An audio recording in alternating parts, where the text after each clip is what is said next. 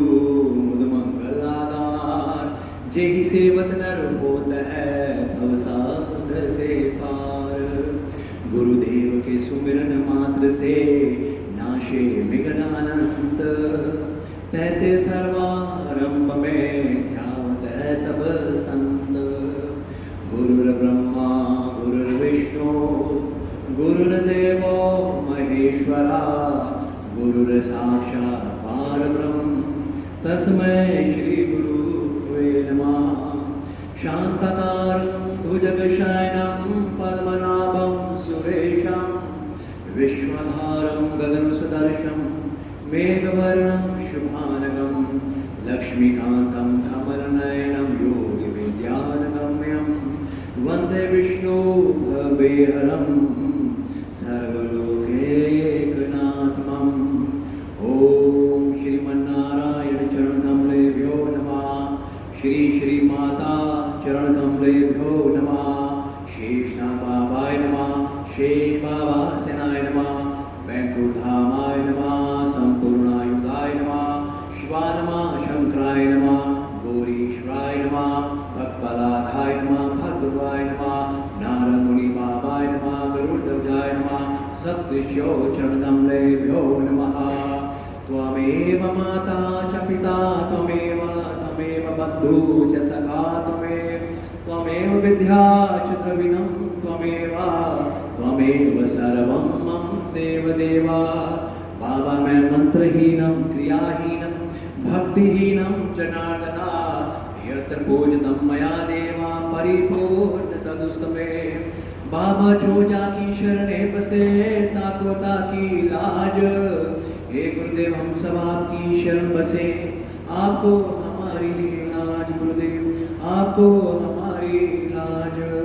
प्रेम से बोलो श्री सद्गुरु भगवान की, साचे दरबार की, श्री लक्ष्मी नारायण भगवान की। श्रीमन नारायण नारायण नारायण, श्रीमन नारायण। ओम नारायण नारायण नारायण बाबा नारायण, लक्ष्मी नारायण नारायण नारायण, भगवान नारायण। ओ श्रीमन नारायण नारायण नारायण बाबा।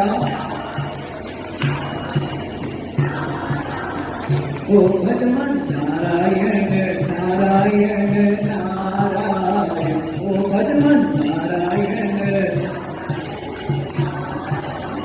ओ मुझ में नारायण नारायण नारायण, मुझ में नारायण नारायण नारायण, सब में नारायण नारायण। ओ लक्ष्मी नारायण नारायण, ओ सतगुरु नारायण नारायण नारायण, बाबा नारायण नारायण। ओ नारायण नारायण नारायण, श्रीमन नारायण नारायण नारायण। ओ लक्ष्मी नारायण नारायण, ओ बाबा नारायण नारायण। ओ नारायण नारायण नारायण, ओ भगवान नारायण नारायण। ओ सतगुरु नारायण नारायण नारायण, बाबा। ओ नारायण नारायण नारायण, लक्ष्मी नारायण नारायण। प्रेम से बोलो श्री लक्ष्मी नारायण भगवान की। आज का सत्संग, एक प्रश्न आया है, पूछा गया है कि भक्ति क्या है। क्या हम जो घर पे सुबह शाम मंदिर में पूजा अर्चना करते हैं अपने अपने तरीके से, क्या उसी का नाम भक्ति है? हमारा मन भक्ति में नहीं लगता और सभी चीज़ों में हमारा मन अच्छी प्रकार से लगता है। तो वो भक्ति किस प्रकार से हो जिससे कि हमारा मन स्थिर हो? बहुत अच्छा प्रश्न है ये। आई थिंक हम सब का प्रश्न होगा कि हम सब अपने अंदर अंदर एक चीज़ को झांक के महसूस कर सकते हैं कि हम सब का मन अशांत, परेशान, विचलित है। पर हम में से कोई भी ऐसा नहीं है जो भगवान को नहीं मानता। भगवान को हम सब मानते हैं, अपने अपने तरीके से मानते हैं। कोई साकार पूजा कर रहा है, कोई निराकार पूजा कर रहा है, कोई ठाकुर पूजा कर रहा है, कोई गीता का पाठ कर रहा है, कोई गुरु ग्रंथ साहब का पाठ कर रहा है, कोई निराकार भक्ति कर रहा है, कोई योग कर रहा है, कोई ध्यान कर रहा है। सबके डिफरेंट तरीके हैं। मगर इन सब तरीकों के बावजूद भी हम सबका मन शांत नहीं है। क्यों? क्या इसी का नाम भक्ति है? नहीं, इसे भक्ति नहीं कहते, इसे कहते हैं उपासना। उपासना और भक्ति में फर्क है। जिस चीज को हमें करने में मेहनत लगती है, जिस चीज को हमें करने के लिए मेहनत लगती है, उसे उपासना कहते हैं। क्योंकि उस मेहनत से हम उस चीज को पाना चाहते हैं। जैसे संसार में अगर आप नौकरी करते हो 8 घंटे, तो आपको 8 घंटे देने के बावजूद तनख्वाह मिलती है।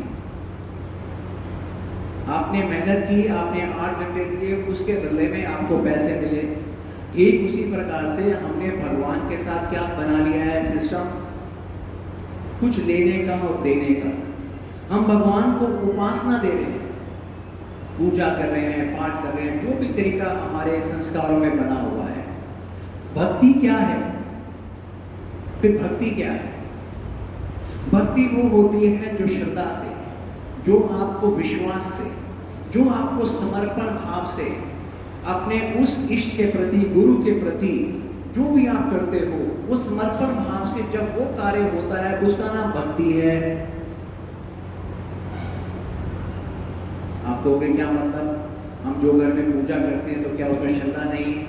क्या उसमें समर्पण नहीं है? नहीं है। जिसके कार्य में समर्पण होगा, पूर्ण श्रद्धा होगी, पूर्ण विश्वास होगा, उसमें 2 चीजें जरूर होगी। एक वो जिसके लिए कर रहा है वो उसको जानता होगा। आप जिसको अपना गुरु कह रहे हो, भगवान कह रहे हो, जिसकी आप पूजा कर रहे हो, क्या आपको दिल में उसके बारे में जानकारी है? अगर आपको जानकारी होगी तो आपका मन भी वहां होगा। हमें सबसे बड़ी कमी है जिसकी हम पूजा कर रहे हैं, जिसको हम अपना गुरु भगवान कह रहे हैं, उसको अभी तक हम जान ही नहीं रहे हैं। क्योंकि रामायण में खुल्लम लिखा है, बिन जाने नहीं होए प्रतीति, बिना प्रतीत नहीं होए प्रीति, और बिन प्रीत के रीजे नहीं राम। ये फार्मूला बता रहा है। कहता जब तक तुम जानोगे नहीं, तुम्हें मुझ पे प्रतीत मतलब विश्वास नहीं होगा। जब तक तुम्हें विश्वास नहीं होगा, मुझसे प्रेम भी नहीं होगा। वो प्रेम का नाम ही भक्ति है। तो पहला जो रूल है वो है जानना। जानना का मतलब क्या? वो ज्ञान। जिसको आप पाना चाहते हो, जिसके पास पहुंचना चाहते हो, जिसके साथ आप प्रेम करना चाहते हो, क्या उसकी जानकारी भी है? वो कौन है? उसकी जानकारी देने वाला एक ही है, वो है दाता। कौन? गुरु दाता, सतगुरु दाता। परमात्मा ने सतगुरु ही धरती पे दिया है जो ज्ञान का दाता है। उसके अलावा कोई भी ऐसा देवी देवता, स्वयं भगवान भी आकर ज्ञान नहीं देगा। भगवान आकर आपको दर्शन दे जाएगा मगर ज्ञान नहीं देगा। ज्ञान का उत्तराधिकारी उसने सतगुरु को दिया है, गुरु को दिया है। गुरु के पास ही चाबी है मोक्ष की। गुरु के पास चाबी है आपको भगवान के दीदार दिखाने की, भगवान से मिलाने की। गुरु के पास चाबी है। तो भक्ति में सबसे बड़ी जो जरूरी चीज होती है वो होती है जिसकी आप भक्ति कर रहे हो, जिसको आप अपना देवता कह रहे हो, जिसको आप अपना गुरु कह रहे हो, जिसको आप अपना इष्ट नारायण गोविंद केशव जो भी आपका दिल कह रहा है, जिसको आप कह रहे हो, क्या उसके बारे में जानकारी है? उसको जानते हो? उसको जानने के लिए ही आपको गुरु की शरण में जाना पड़ता है। गुरु करता क्या है? गुरु ज्ञान देता है। ज्ञान क्या है? नॉलेज। ये रास्ता जाता है बेटा वहां पे, कहां पे? लक्ष्य की तरफ। गुरु बताता है लक्ष्य, गुरु बताता है मार्ग। संत का मार्ग, गुरु नानक साहब कहते हैं, संत का मार्ग धर्म की पौड़ी। संत क्या है? आपको मार्ग दिखाता है। किसका? जिसको आप पाना चाहते हो उसका। तो पहला रूल है, आपको जिसकी आप उपासना कर रहे हो, जिसकी आप पूजा कर रहे हो, उसके बारे में जानते हो। जानने का मकसद ये नहीं मैं तो जानता हूं ये कृष्ण है, जानने का मकसद ये नहीं तो गुरु नानक है, ये तो बाहर का व्यक्तित्व है। उसके अंदर का इल्म क्या है, उसका डीएनए क्या है, उसका स्वभाव क्या है, उसको कौन सी चीज प्रिय है जिससे वो रिश्ता हो। आपको कैसे पता लगेगा अगर आप गुरु नानक के सेवक हो कि मैं क्या करूं उससे गुरु नानक मेरे को दर्शन दे। वो मुझे गुरु ग्रंथ नहीं लगे, मुझे गुरु ग्रंथ गुरु नानक साहब का दीदार दे। मुझे कृष्ण की मूर्ति नहीं दिखे, मुझे वो बांसुरी वाला मेरे सामने प्रकट होकर मुझसे बात करे। वो कैसे? मेरा गुरु केवल फोटो में नहीं है, इस वक्त मेरे सामने या दीदार दे। कैसे? कैसे? वो नारायण केवल मूर्तियों में नहीं है, शंख चक्र गदा पद्म धारण किए हुए, वो नारायण इस वक्त यहाँ मौजूद है, मुझे दर्शन दे। कैसे? वो कैसे? इसी बात का ज्ञान देने के लिए ही हमें गुरु की शरण में जाना पड़ता है, लेनी पड़ती है। तो गुरु की शरण में जाने के बाद ही गुरु वो ज्ञान देता है जिससे हमारी बुद्धि में एक चेतना आती है, विवेक आता है। हम जितने भी भगवान को मान रहे हैं, हमारी बुद्धि में विवेक सोया होता है, केवल मन से कर रहे होते हैं, विवेक से नहीं करते हम लोग। मन के अंदर है क्या? मन के अंदर क्या है? 24 घंटे कामनाएं, इच्छाएं।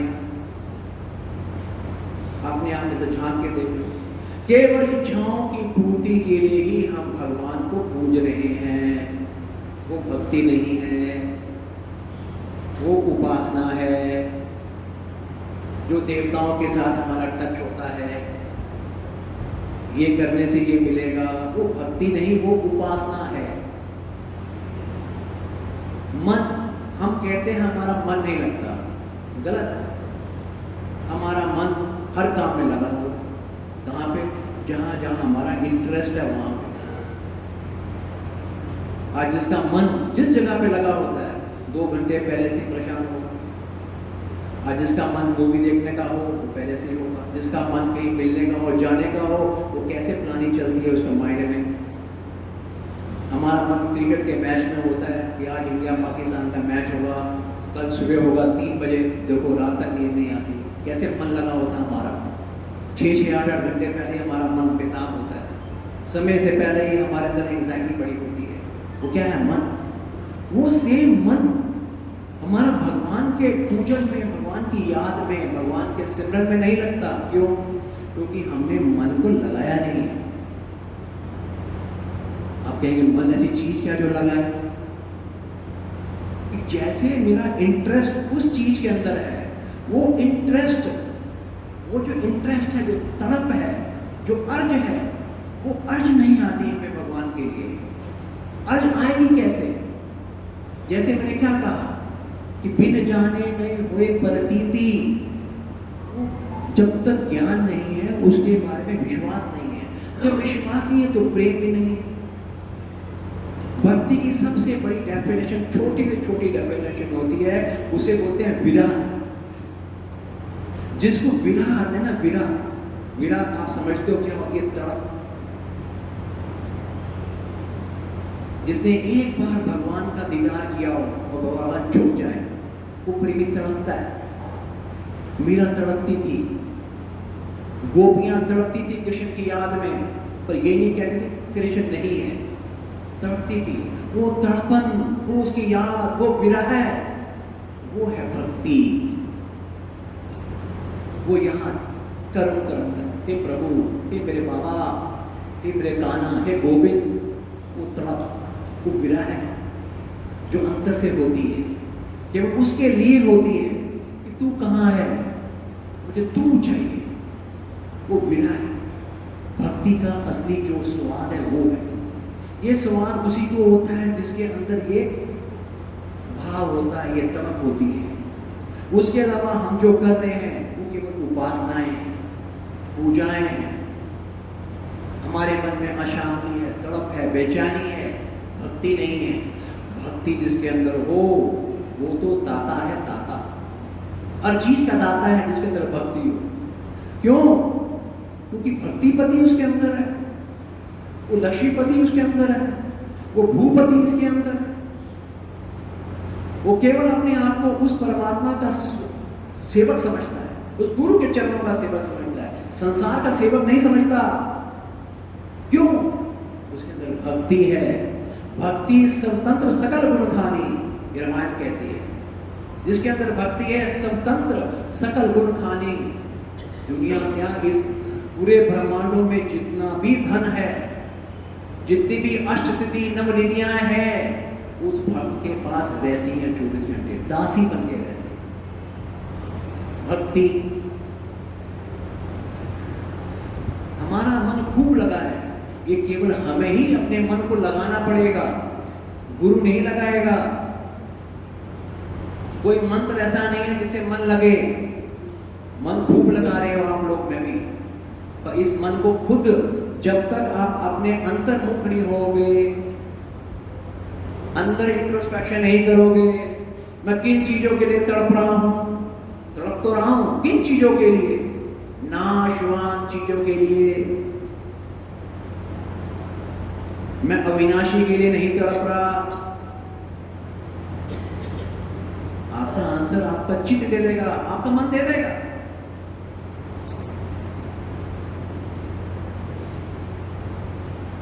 तो उसको जानो, जो भी आपका गुरु और इष्ट है, जहां भी आपने दिल दे रखा है, भले वो हनुमान जी महाराज हो, देवी हो, जहां भी आपका दिल लगा हुआ है, उसको जानो। वो जानने के लिए गुरु बहुत जरूरी है, तभी आपको उस पर विश्वास होगा। अजी हमारा विश्वास तो हर रोज ऊपर नीचे टेम्परेचर की तरह गिर जाता है। वो विश्वास क्या? जब हमारे मन में ये भाव आ जाए कि वो सुनेगा नहीं सुनेगा, वो करेगा नहीं करेगा, मेरा क्या होगा, इसका मतलब जिसको मैं मान रहा हूं उसको मैंने जाना ही नहीं। जानने का मतलब मेरे चित्त ने स्वीकार किया हुआ है कि मेरा गुरु घट घट वासी है। मेरे चित्त ने स्वीकार किया मेरा गुरु समर्थ है। ऐसी कोई भी चीज नहीं है जो मेरा गुरु देने में असमर्थ हो। मेरे चित्त ने स्वीकार किया हुआ है। अगर वो स्वीकार है तो अपने गुरु पे विश्वास है। जब मेरे भाव ही होंगे, पता नहीं मैं प्रार्थना करता हूँ, सुनेंगे नहीं सुनेंगे, देखो कब करेंगे, इसका मतलब मैंने खुद कह दिया कि मेरा गुरु जो है वो अंतर्यामी नहीं है। अगर नहीं सुनेंगे तो मुझे जाना ही नहीं, मेरे को विश्वास ही नहीं है। एक जन्म क्या 100 जन्म चले जाएंगे आपके, भक्ति कर नहीं पाओगे। प्रेम तो अलग बात है। मुझे सीढ़ी बता दी है, चैनल क्या है। बिन जाने नहीं होई परनीति, बिना ज्ञान के विश्वास नहीं होगा सुन, और बिन विश्वास के प्रेम नहीं होगा। जब मुझे विश्वास हो गया मेरा गुरु ही सब कुछ है, मेरा गुरु ही इष्ट है, मेरा गुरु ही नारायण है, मेरा गुरु सब कुछ है, तो गुरु से प्रेम भी होता है।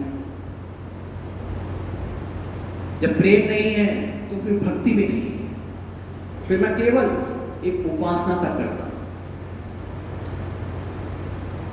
प्रश्न है कि मन को भक्ति की तरफ स्थिर कैसे करें।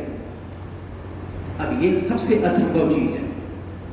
जैसे मैंने बोला भक्ति, फिर दूसरा प्रश्न आता है स्थिर, कि कांस्टेंट ये बनी रहे, फीलिंग बनी रहे। हम सब की फीलिंग आती है, गुरु भगवान प्यारे लगते हैं कभी कभी। 99% को कब प्यारा लगता है, जब उनकी इच्छाएं पूरी होती है, तो बड़ा कहते हैं भगवान तेरा शुक्र है, बड़ी गुरु की कृपा है, बड़ी कृष्ण की कृपा है। जब दुख आ गए तो अजी भगवान ना तो आपको सुख देके सुखी है, ना दुख देके दुखी है। सच्ची बताऊं आपकी बात, ये हमारा भाग्य है, प्रारब्ध है जो हमारे साथ चलता है। भगवान की कृपा क्या है कि जब तेरे पास सुख आए तो सुख से विचलित मत हो जाना, घमंड मत कर जाना, क्योंकि मैं त्रिभुवनपति हूं, उसके बाद भी मेरे में घमंड नहीं है। मैं राम बन के आता हूं, अहम नहीं करता, नंगे पांव सुबह चल पड़ता हूं जंगल की तरफ 14 साल, नहीं दुख मनाता। राजा बन जाता हूं, फिर भी जमीन पर सोता हूं। दुख आ गया, राम ने ये नहीं कहा कि क्यों, सुबह मैं राजा बनने वाला था और अभी ईश्वर का 2 घंटे में जंगल, क्यों नहीं, ये प्रश्न नहीं आता उसके अंदर। क्यों?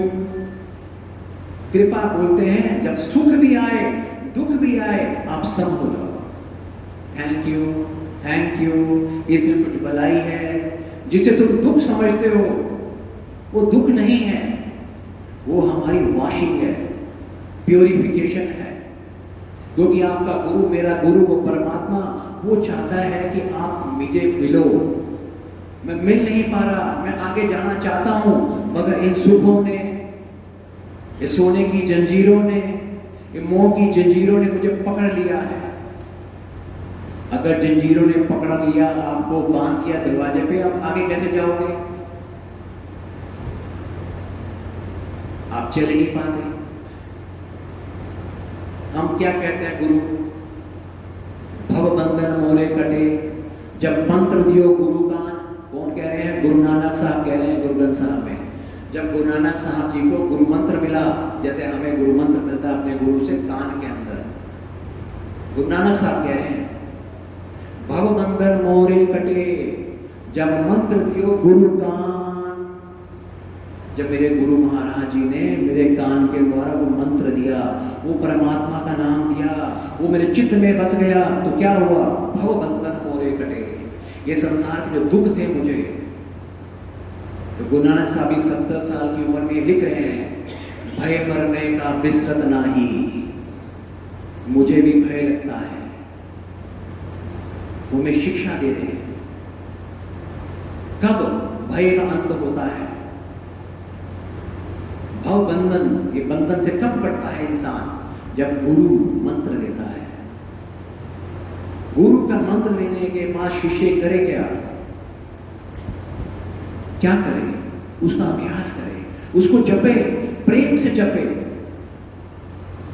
मन ऐसे नहीं लगेगा हमारी जिंदगी खत्म हो रही है, खत्म होने वाली है। अभी तक हमारे मनों में, बुद्धि में शांति नहीं है, बेचैनी है, तड़पन है, विरह। विरह नहीं है, विरह है किसका? दुनिया का। तो मन को खुद लगाना पड़ेगा। इस मन को अपने गुरु के चरणों में आपको रोना पड़ेगा, मांगना पड़ेगा कि मेरे गुरुदेव दया कर। इस मन को बहुत हो गया, इस संसार में मैंने पूरा जन्म खो दिया, 50 साल, 60 साल, 70 साल, अब मरने आया हूं, अभी तक मेरा मन संसार का चिंतन कर रहा है। त्राही माम, क्षमा कर, क्षमा कर। देखो दो चीजें हैं, एक है संसार और एक है भगवान। दोनों के दो नियम हैं। अगर संसार की चीजें पानी है तो आपको परिश्रम करना पड़ेगा, मेहनत करनी पड़ेगी। संसार में कोई चीज चाहिए तो ये असूल है परमात्मा का। और अगर भगवान को चाहिए, कृपा चाहिए, तो वहां एक ही चीज करनी है, वो होती है मानना। केवल मानना और परिश्रम नहीं करना। ये पूजा पाठ उपासना हम अपनी तसल्ली के लिए कर रहे हैं, अपनी शौक के लिए कर रहे हैं। भगवान कहते कर, मुझे कोई आपत्ति नहीं है, पर ये सोच से करो कि इससे करने से मुझे भगवान मिलेंगे, भूल जाओ। मैं भगवान को पकड़ लूंगा, भूल जाओ। ये अच्छा अभ्यास है, हमें करना चाहिए, क्योंकि ये साधना है ताकि हमारे इंद्रियां उस तरफ लगे रहें। क्योंकि बेकार आदमी इंद्रियों को व्यर्थ जगह पर लगाएगा, बेकार आदमी इंद्रियों को संसार में लगाएगा, फिर माया में फंसेगा। कम से कम भगवान ठाकुर की पूजा करूंगा, 2 घंटे मेरी मन वहां जाएगा तो सही, अच्छी काम होगा, तो गलत नहीं है। अगर भगवान चाहिए तो भगवान का एक नियम है, मानना। मान लो ये मेरे हैं, ये समर्थ है, यही है, इनकी कृपा से मैं जिंदा हूं, इनकी कृपा से ये संसार में सब मैं भोग रहा हूं, ये इनकी कृपा है, इनकी दया है।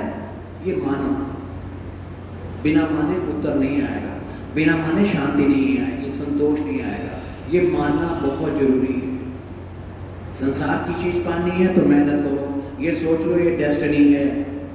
भगवान का खेल चाहिए तो मान लो, जो गुरु कहे वो कर लो, जो गुरु कहे वो करो।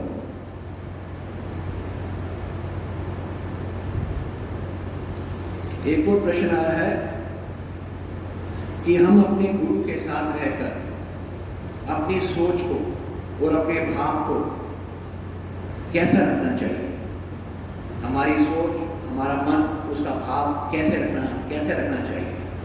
हमें ऐसा क्या करना चाहिए जिससे हम गुरु की दृष्टि में रहें, या हमारी सोच रहे कि जब हम गुरु की शरण में आ गए हैं तो हमारी सोच कैसे होनी चाहिए। इस क्वेश्चन में ही आंसर छुपा है। इस क्वेश्चन की पहली लाइन में ये है कि जब मैं गुरु की शरण में आ गया, अगर वाकई मैंने मान लिया है कि मैं गुरु की शरण में आ गया हूं, शरण का अर्थ क्या होता है पता आपको? हम सब कहते हैं मैं भगवान की शरण में हूं, पर इसका अर्थ हम उसको एक्सेप्ट नहीं करते। एग्जाम्पल समझाता हूं। इस वक्त हम इस हॉल की शरण में हैं, यही सत्संग मैं पार्क में कर रहा हूं, तो मैं ये कह सकता कि पार्क की शरण में, क्योंकि ऊपर मेरे पास कोई शेल्टर नहीं है। तो पार्क में बैठने में क्या होगा, गर्म हवा आ रही है, धूप आ रही है। अब इस हॉल की शरण में है तो क्या हो रहा है, वो गर्म जो धूप है बाहर वो नहीं लग रही, धूप का प्रकाश यहाँ नहीं आ रहा है, यहाँ पर ये लाइट का प्रकाश आ रहा है, थोड़ा ठंडक माहौल है। मतलब क्या हुआ कि हम इस वक्त हॉल की शरण में हैं। जब हम ये कहते हैं कि मैं गुरु की शरण में हूँ तो इसको स्वीकार करो। जैसे मैंने बोला जानना, ये जानूंगा, ये ज्ञान मिलेगा कि शरण में दो चीजें इंपॉर्टेंट होती है, दो चीजें बहुत बड़ी होती है शरण में। दो, पहला आता है मुख्य, वो होता है समर्पण भाव। मैं जिसकी शरण में हूं मैं समर्पण हो गया। जैसे मैं हॉल की शरण में हूं तो मुझे अब ये डर नहीं हो रहा, यार ऐसा तो नहीं है हॉल की छत गिर जाए, ये ऊपर से लाइट मेरे सर पे गिर जाए, मेरी डेथ ना हो जाए, ये डर नहीं है। मैं बेखौफ बैठा हूं यहाँ पे कि बाहर कहीं बहुत तेज बरसात आ गई मेरे सर पे आ जाए। जिसकी शरण में आ गया हूं तो ये समर्पण, जिसको मैंने कह दिया मैं गुरु, ये मेरे गुरु हैं, मैं गुरु को जान गया, ये सर्वांतर्यामी है, ये खटखटवासी है, यही श्री नारायण का ही है, यही वही है जिसके राम और कृष्ण जो है माथा टेकते हैं। ये वो गुरु तत्व है। कभी सिखों के गुरु में आता है, कभी राम के गुरु बन के आता है, कभी कृष्ण के गुरु रूप में आता है, कभी गीता वाले कृष्ण के गुरु के रूप में आता है। ये वो गुरु है, ये वो गुरु तत्व है। मैं उसकी शरण में हूँ। जिन्होंने अर्जुन की रक्षा की वो मेरी रक्षा कर रहे हैं, करेंगे। मैं उनकी शरण में हूँ। जैसे अर्जुन ने समर्पण किया कृष्ण भगवान को एज अ जगत गुरु, ऐसे मैं अपने गुरु की शरण में हूँ। तो वो समर्पण के बाद ऑटोमेटिकली उसका इफेक्ट आता है डर नहीं। जैसे मुझे डर नहीं आ रहा कि धूप लगेगी, वो डर नहीं आना चाहिए। अगर हम बात बोल रहे हैं, वो समझ रहे हैं शरण, इसका मतलब शरण में नहीं है, इसका मतलब मैं धूप में बैठा हूं, पार्क में बैठा हूं। अगर मैं ये सोच रहा हूं मुझे लू लग रही है, वो धूप लग रही है, तो ऑटोमेटिकली इसका उत्तर मेरा बुद्धि दे देनी चाहिए कि राजू तू शरण में नहीं है हॉल की। अगर मेरे मन में चिंता नहीं है, अब डर नहीं है, अब तो इसका मतलब साफ है कि मैं उसकी शरण में हूं। अब वो जाने, उसका काम जाने, तो मेरी सोच ही बदल गई, मेरी सोच ही बदल गई। यहीं पर समर्पण भाव आ गया। वो जहां समर्पण भाव आ गया वो वहीं पर एक विश्वास, आपका श्रद्धा विश्वास, वो भी गुरु के ऊपर लगा विद ड्यूली रिस्पेक्ट। वो श्रद्धा विश्वास भी जिसको आप मान रहे हो उसके ऊपर रखो, प्रेम रखो। जो भी क्रिया करो, जो भी कर्म करो, ये सोच के करो कि ये मेरे गुरुदेव, हे मेरे भगवान, तेरी कृपा से ही मैं कर्म कर रहा हूँ, तेरी कृपा से कर रहा हूँ, तू स्वीकार कर मेरे बाबा, हे मेरे दादा, आप स्वीकार कीजिए प्रभु, मुझसे भूल चूक हो जाए क्षमा करना। मैं दीन हूं तो दीनानाथ है। वो समर्पण भाव, उसके अंदर हमारे अंदर जो अहम है, अहमता है बहुत बड़ी, ये सबसे बड़ी रुकावट है हमारे अंदर, सबके अंदर अभिमान, जिसे हिंदी बोलते हैं अहमता। ये अहमता है क्या? ये अहमता आप में, मेरे में, हम सब में यहाँ पर मौजूद है। मैं जो माना हुआ है ना, हमने स्वीकार किया रोम रोम में, अपने रोम रोम में हम सब ने स्वीकार करके रखा है। मैं पुरुष हूं, मैं औरत हूं, मैं पति हूं, मैं बाप हूं, मैं ज्ञानी हूं, मैं बलवान हूं, मैं धनवान हूं। यही अहमता है, यही हमें भगवान से दूर रख रहा है। अजी मैं सत्संग कर रहा हूं, यही अहमता है जो भगवान से दूर रखता है।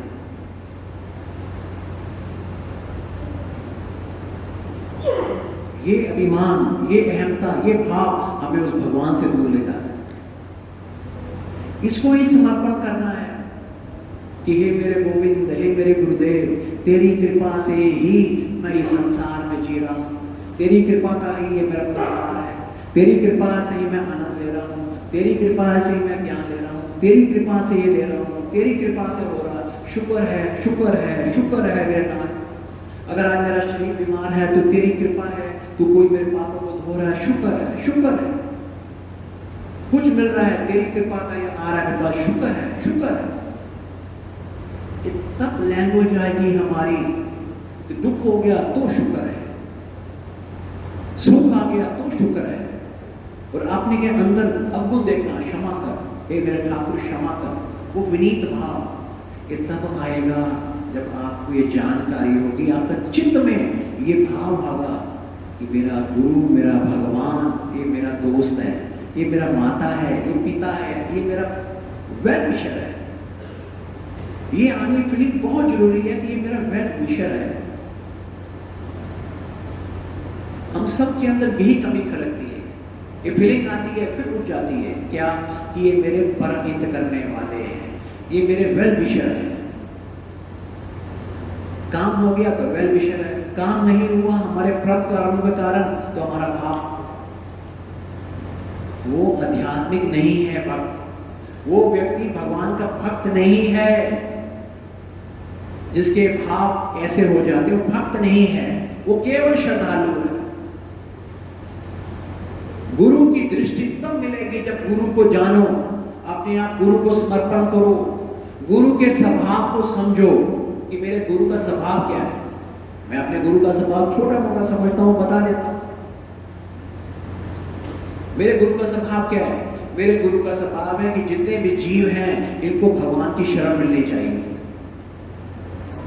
क्योंकि ये जीव अनंत जन्मों से जन्म ले रहे हैं, मर रहे हैं, योनियों में जा रहे हैं, इनकी बुद्धि सोई हुई है, वो कर्म और वो पाप कर रहे हैं जिसके फल फिर भोगेंगे, फिर नरकों में जाएंगे, निम्न योनियों में जाएंगे, इनका उद्धार नहीं होगा, ये कष्ट पे कष्ट भोगेंगे।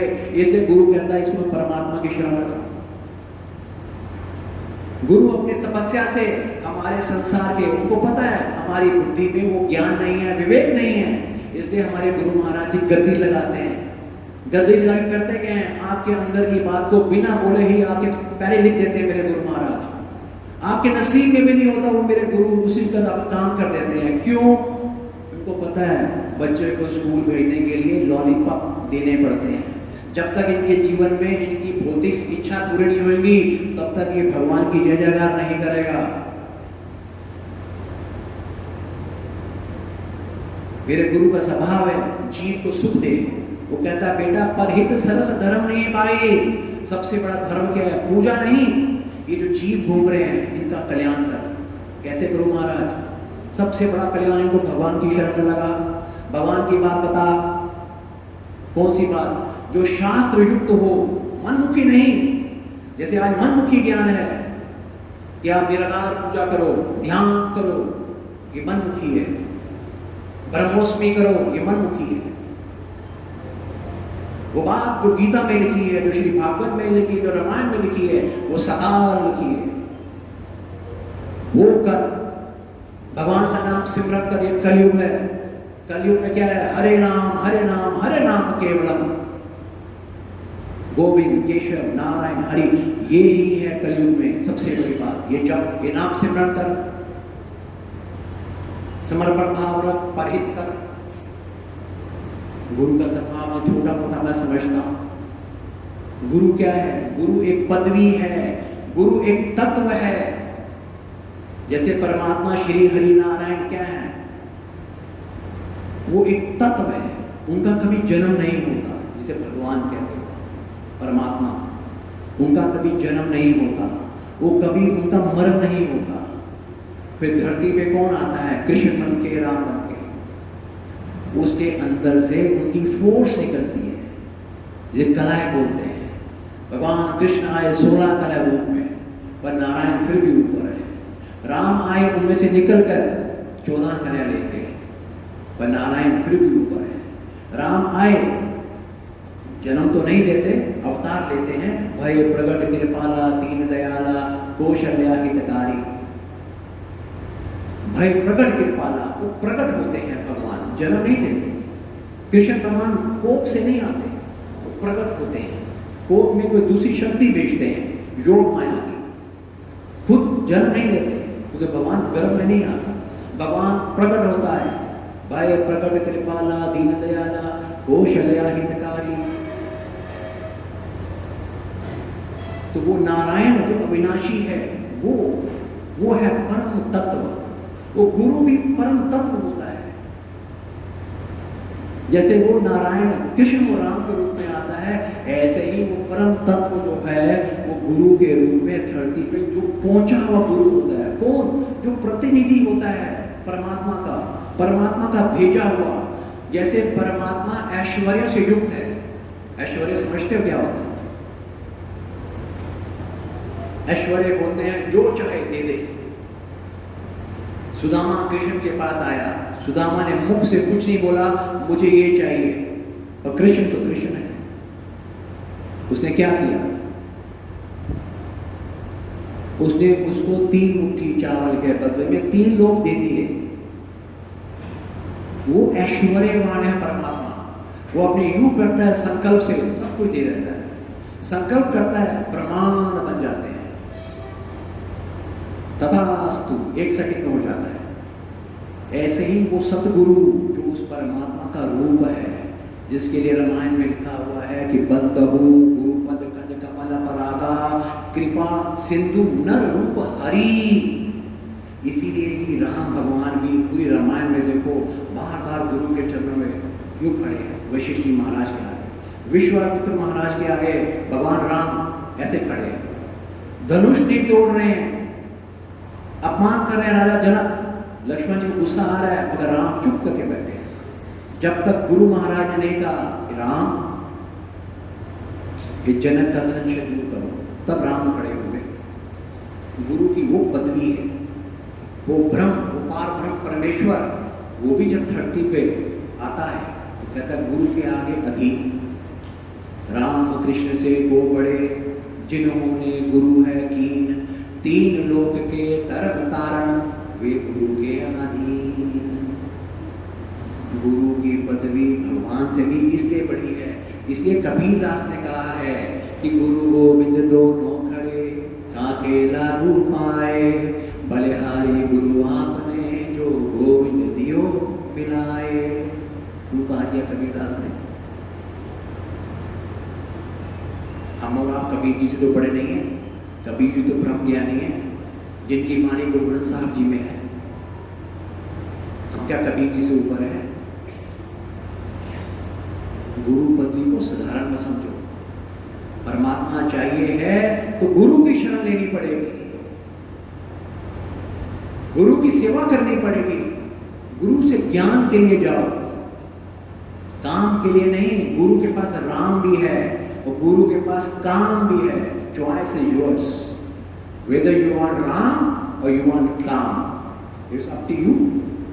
हमारे गुरु के आश्रम के मोटा मोटा खुला लिखा हुआ है, भाव में ही भाव है मेरा, जो सोच के आएगा वो दूंगा बेटे। राम तो राम दूंगा, संसार तो संसार दूंगा। Choice is yours. हमारे गुरु कहते थे भाव तो तुझे खुद बनाने पड़ेंगे, मैं तो तुझको सोच दूंगा, ज्ञान दूंगा, और तू ज्ञान के लिए आता ही मेरे पास, तू संसार के लिए आता है, इसलिए संसार तुझे देता हूं। Choice is yours. गुरु के चरणों की रगड़ खाएंगे हम। अजीब, आप जो बिगिनिंग में जहां गुरु स्तुति गाते हैं उस पर एक लाइन क्या आती है, बंदहु गुरुपद कंज कमल अपराधा कृपा सिंधु में एक आता है, श्री गुरु चरण सरोज रज वंदन मैं कर जोर, आगे विघ्न मिटे प्रगटे विभो ये विमल मति मोर।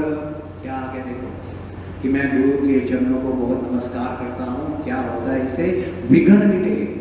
विघ्न जितने भी आपकी ऑब्स्ट्रक्शंस हैं, प्रॉब्लम्स हैं, आपकी परेशानियां हैं, विघ्न मिटे प्रगटे विभो।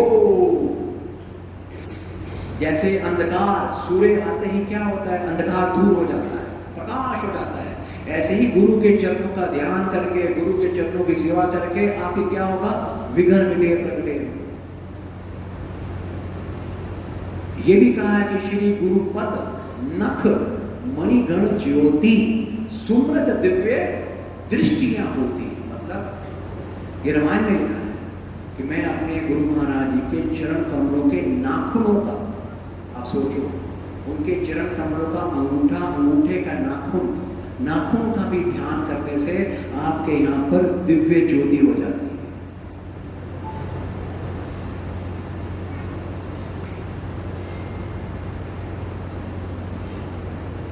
तो मन कैसे लगे, गुरु की सोच हम में कैसे रहे, हमारा मन स्थिर कैसे रहे, इन सब का उत्तर अगर आप अपने अंतर्मुख में झांकोगे वो मिल जाएगा। निकम्मापन, निकट्ठापन हमारे भीतर है, बाहर नहीं। हम दोष दे रहे हैं बाहर, गुरुओं को, संतों को, देवताओं को, भगवान को, देवियों को, इन्होंने मेरे साथ ये कर दिया, वो कर दिया। ये हमारी बेवकूफी है, हमारी अज्ञानता है। हम उनके दास हैं, हम उनके भक्त हैं, और हम अपनी अज्ञान से उनको अपना दास बनना चाहते हैं कि आप मेरा काम क्यों नहीं किया। अजी मालिक कौन है, मैं या वो? बोए पेड़ बबूल का तो आम कहां से हुए? पिछले जन्म में तो कुत्ते को रोटी नहीं खिलाई, और इस जन्म में कहते हैं हम काटा बिल्ले बन जाए। कर्म क्या किया है इस जन्म में, सोच के देखो कितनी सेवा की है हमने। अजी आपके अकाउंट में पड़े हो 2 रुपए और आप जाओ बैंक में 2 लाख रुपए का चेक लेके, कौन देगा आपको भाई साहब? कोई देगा क्या? कभी सोचा है मेरे कर्म कैसे हैं, मेरी भक्ति कैसी है, मेरे पुण्य कैसे हैं, मैंने कितना प्रसन्न किया, कितना रिझाया है? या फिर पूजा कर रहे हो और खुद बोल रहे हो ध्यान मूलम गुरु मूर्ति, पूजा मूलम गुरु पदम, मंत्र मूलम गुरु वाक्य, मोक्ष मूलम, खुद कह रहे हो, शास्त्र कह रहे हैं। मोक्ष भी चाहिए, अगर वो वैकुंठ धाम, वो साकेत दो, वहां भी चाहिए, उसकी चाबी किसके पास है? गुरु के पास। आपने महाभारत देखी है, देखिए सामने भगवान कृष्ण तो भगवान है, सब मानते हो। कहते हैं एक बार जिसको भगवान के दर्शन हो जाए तो उसकी मुक्ति पक्की, कहते हैं ना हम लोग। भगवान कृष्ण कौरवों की सभा में कितनी बार गए? दुर्योधन ने देखा, देखा नहीं देखा? सब कौरवों ने देखा, दुशासन ने, सब ने देखा। यहां तक क्या किया उन लोगों ने? उन्होंने भगवान से क्या किया? भगवान का अपमान भी किया। किया या नहीं किया? उन सब की मुक्ति क्यों नहीं हो गई? उन सबको साकेत दो क्यों नहीं मिल गया? जी आपको भगवान आपके प्राप्त के हिसाब से सामने आ जाएगा, मगर प्राप्ति हो जाए कि आप उसके हो जाओ, वो आपके चित्त में बैठ जाए, आपको अपना घर दे दे, वो नहीं देगा। आप पूजाओं से, पाठ से, साधनाओं से हो सकता है भगवान झलक देके चला जाए, पर ये गारंटी नहीं है कि शरीर छोड़ने के बाद आपको धाम मिलेगा। उसके धाम की चाबी गीता में कृष्ण ने खुल्लम लिखा है, गुरु के पास है, उसको पकड़ो। क्योंकि वो गुरु कौन है? वो मैं ही। गुरु देखो ट्रेनिंग देगा, जो जिस प्रकार से तो गुरु के पास रहेगा, ठीक उसी प्रकार से तो ऊपर मेरे धाम में भी रहेगा। गुरु का काम क्या है? कि धरती पे हमें कमांडो ट्रेनिंग देना, क्योंकि मुझे परमात्मा के घर जाना है। परमात्मा को पसंद क्या है? पसंद है सबसे पहले निर्मल मन जन सो मोहे पावा, कि तेरा मन निर्मल हो, कोई कपट ना हो। जय विजय के अंदर थोड़ा सा कपट आ गया वैकुंठ धाम में, तो भगवान ने उनको नीचे गिरा दिया 3 जन्मों के लिए, 3 लोगों के लिए राक्षस बना दिया। मालूम है ना? उसे क्या पसंद है? निर्मल मन जन सो मोहे पावा। गुरु मेरे को ये सिखा रहा है धरती पे कि सुन, अगर तू मेरी कृपा चाहता है, उस गुरु की कृपा ही भगवान की कृपा है। गुरु और भगवान में कोई फर्क नहीं है, उनमें फर्क मत समझो। इसीलिए गुरु अपने शिष्य को ज्ञान देके उसको जैसे बर्तन धो साफ करते हैं, वो ज्ञान से, ज्ञान अंजन शलाकया चक्षुरुन्मिलनतम तस्मै श्री गुरुवे नमः, ये कहा गया है। वो ज्ञान देख के मेरी मन के ऊपर जो मोटे मोटे कालक है ना, मैं ये जो है कपट, दुनिया में लोग ऐसे हैं, मैं भी ऐसे करूं, चलाकियां, वो कहता है ये लेके तू ऊपर तक नहीं जा सकता, तेरे को वहां का ग्रीन कार्ड नहीं मिलेगा। मैं क्या करूं? इतना ही करूंगा, अगले जन्म में तेरे को धनवान बना दूंगा, उससे क्या होगा? नहीं मिलेगा। हम गुरु का स्वभाव समझ नहीं रहे। वो कह रहा, मैं जो कह रहा हूं वो कर, मेरी सुन। हम कहते हैं गुरु जी आप मेरी सुनो, आप वो करो जो मैं चाह रहा हूं। यही तो सबसे बड़ा दुख का कारण है, यही दुख का कारण है हमारा अंदर, जो हमारा मन नहीं लगता। हम गुरु के चरणों में ये अरदास नहीं करें, बाबा तू जो कहे मैं वो करूं, तू जो सुनाए मैं वो सुनूंगा, धारण करूं। हम क्या कहना चाह रहे हैं? मैं जो कहूं तू वो कर दे, मेरी सुन ले। अरे मेरे पास है क्या सुनाने के लिए? दुखड़ा। सोचो, सब जानते हो अपने अंतर्मन में क्या है हमारे पास? प्रेम है क्या? विरह है क्या? रो रहे हैं क्या प्रभु मैं तुझसे मिलना चाहता हूं? रो रहे हैं, तड़प हो रही है क्या? इतना जीवन चला गया, क्या आज तक यही मांगा है? शरीर का कष्ट दूर करो, धन दे दे, ये दे दे, फिर उसकी क्या हो गया? आज तक बता दो, आगे भी यही रहेगा मरने तक? क्या होगा? संतों की बात को मानते नहीं हैं हम लोग। कबीरदास ने कहा है, माया मरी न मन मरे, मर मर गए शरीर, आशा तृष्णा न मरे, कह गए दास कबीर। कौन है कबीर? ब्रह्म ज्ञानी बता रहे हैं हम इंसानों को, वो मूर्खों, वो बेवकूफों, माया मरी न मन मरे। ये जो तुम मांग रहे हो, तुम्हारा शरीर मरेगा, कितनी बार मर चुका है माया मांग मांग के। ये जो प्रश्न जो शुरू हुआ है, मेरा मन नहीं लगता, माया मरी न मन मरे, तुम मरोगे, मरते आ रहे हो, मर मर गए शरीर। क्यों? आशा तृष्णा ना मरे। हमारे अंदर दो जो है ये दुश्मन है मेरे। कौन? आशा और तृष्णा। ये क्या है? Hope and desires. Always I want. It should be like this. I am not happy like this. It should be like this. This thing will never end. Your body will end. But these kind of thoughts, the desire will never end. What should I do? How should I live? मैं क्या करूं? क्या भगवान से कुछ मांगू नहीं? मांग। वही तो गुरु समझाता है ज्ञान में। मांग तो क्या मांग? कैसे मांग? वो ये नहीं कह रहा मुझे तू विरागी हो जा, मेरा गुरु ये नहीं कह रहा तू भगवा डाल, संसार छोड़, तपस्वी हो जा, नहीं कह रहा मेरा गुरु। कह रहा ग्रस्त में रह, धन चाहिए तो खूब ले, पर धन का दास मत बन। ये सोच कि धन मुझे उसकी कृपा का धन है, मेरा नहीं है। अहमता मत लेके आ, इससे सेवा कर। अगर मुझे ज्ञान बख्शा तो ये मत सोच कि मैं ज्ञानी हूं, ये सोच उसने बख्शा है तो इसको मैं बांटू, इसकी सेवा करो, ज्ञान की, वचन की सेवा करो, ये सोच। वो हमारी दृष्टि को चेंज करना चाहता है। जो आपने पूछा, हमारी सोच कैसे बदले? सोच तब बदलती है जब हम उल्टे होते हैं। उल्टा नाम जपत जग जाना, वाल्मीकि भय ब्रह्म समाना। कि वाल्मीकि भी जब डाकू थे, वाल्मीकि बनने से पहले उन्होंने क्या किया? उल्टा नाम। उल्टा नाम का मतलब ये नहीं जो हम लोग कहते हैं कि राम नाम की जगह मरा मरा का, नहीं। हमारे गुरु गुरुदेव समझाते हैं कि उल्टा, जब नारद मुनि बोले, उनको ज्ञान दिया, उनको सत्संग मिला कि जो भी तू कर्म कर रहा है किसके लिए कर रहा है, कहते परिवार के लिए। कहते परिवार से पूछ के कि तेरे पापों को उठाएंगे, वो सब ने मना कर दिया। फिर उलट गए, वो वैराग्य आ गया, वो ज्ञान आया तो बुद्धि में ठोकर लगी, चेतना आई, विवेक आया, वैराग्य आ गया कि मैं क्यों इतने पाप पे पाप किए जा रहा हूं परिवार के लिए। ये तो कह रहे हैं पाप तेरे हैं, हमें लेना देना नहीं है, तू जान तेरा काम जान।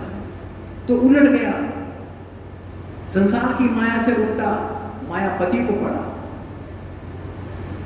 उल्टा नाम जपत जग जाना, नाम जपत, नाम को जपा सब जग जाना। आज हम कह रहे हैं वाल्मीकि जी कौन है, भगवान वाल्मीकि। ये हमारा उल्टा, हमारा दृष्टि में परिवर्तन कब होगा, जब कोई संत मिलेगा, जब किसी संत की शरण मिलेगी। हम अपने सोच में ही बैठे हुए हैं, अपने मन की सोच में हम सब बैठे हुए हैं, अपने मन को ही हमने पता नहीं क्या था मान रखा होगा, इसीलिए हमारा जो है विकास नहीं होता। आध्यात्मिक जो व्यक्ति होता है उसकी निशानी बता रहा हूं, उसकी चेतना का विकास होगा। किसकी विकास होगा? चेतना समझते हो? कॉन्शियसनेस, इंटेलेक्ट पावर, जिसकी दृष्टि में ये होता है। फॉर एग्जाम्पल, अभी हम किसी पे भी आरोप लगा देते हैं कि फलां ऐसा है, फलां ऐसे है, ये ऐसे है। एक कोर्ट में जाओगे जो अच्छा जज है सुप्रीम कोर्ट में, उसको जजमेंट देनी पड़ती है। 10 केस ऐसे हैं, 10 में से 8 की वो बेल देता है और 2 को वो सजा देता है। क्यों? दोनों वकील खड़े हैं, एक उसकी अगेंस्ट में और एक उसके फेवर में। जज को अपनी सीट पे बैठे हुए कैसे उसके अंदर एक पावर होती है जिससे वो जजमेंट लेता है कि यस, ये जो अपराधी है, ये चोर है, इसे सजा दो, नहीं ये निर्दोष है, इसे बाइज्जत बरी करो। वो जजमेंट कैसे लेगा? जब वो स्थिति को समझना, परिस्थिति को समझना, किसी के ग्रह समझना, किसी के हालात समझना, किसी के मनोदशा समझना, किसी का ये समझना। गुरु के चरणों में अगर मुकेश अंबानी भी आ जाए वो उसको भी दया रखेगा, वो उसको भी गरीब सोचेगा। हम सोचेंगे इससे क्या दुख है। वो होता है विवेक, जो केवल गुरु के साथ रहने से मिलता है। गुरु के साथ रहने से, गुरु के वचनों के साथ रहने से विवेक मिलता है। उसे लेने के लिए गुरु के उपदेशों को बार बार अंतर्मुख होकर विचार करना पड़ता है। जो मैं गुरु की बात सुन रहा हूं, क्या यह सच है? क्या वास्तव में सच है? जितना ज्यादा उन विचारों का वो चिंतन करता है, अंतर्मन में जहां जाके उसकी आत्मा में ऑटोमेटिकली आवाज आती है, हाँ ये सच है, नहीं ये गलत, उसे कॉन्शियसनेस बोलते हैं। इसलिए हम कहते हैं इसकी कॉन्शियसनेस बहुत ब्राइट है। इसलिए हम आम भाषा में इंसानों कहते हैं सब इंसान है, हम कहते हैं ये बहुत महात्मा है, ये बहुत दुष्ट आत्मा है, नहीं कहते हैं हम लोग। क्यों? उसके विचारों से, उसके व्यवहार से, उसके कर्मों से। कर्म कहां से बनते हैं? हमारे विचारों से। विचार कहां से मिलेंगे? ज्ञान से। तो ज्ञान, सटीक ज्ञान क्या है? आपका सही नॉलेज होनी चाहिए। वो सही नॉलेज कहां से है? ना आपने शास्त्र पढ़े, ना मैंने पढ़े।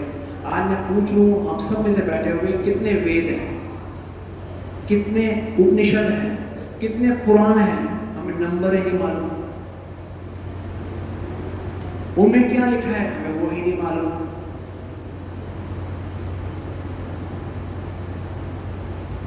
तो एक गुरु वो होता है जिसने शास्त्रों का अध्ययन किया होता है, अध्ययन के साथ साथ प्रैक्टिकल में उसने परमात्मा की प्राप्ति की होती है। गुरु वो होता है जो खुद भव सागर से पार पा चुका होता है और हमें भव सागर से पार ले जाने वाला होता है।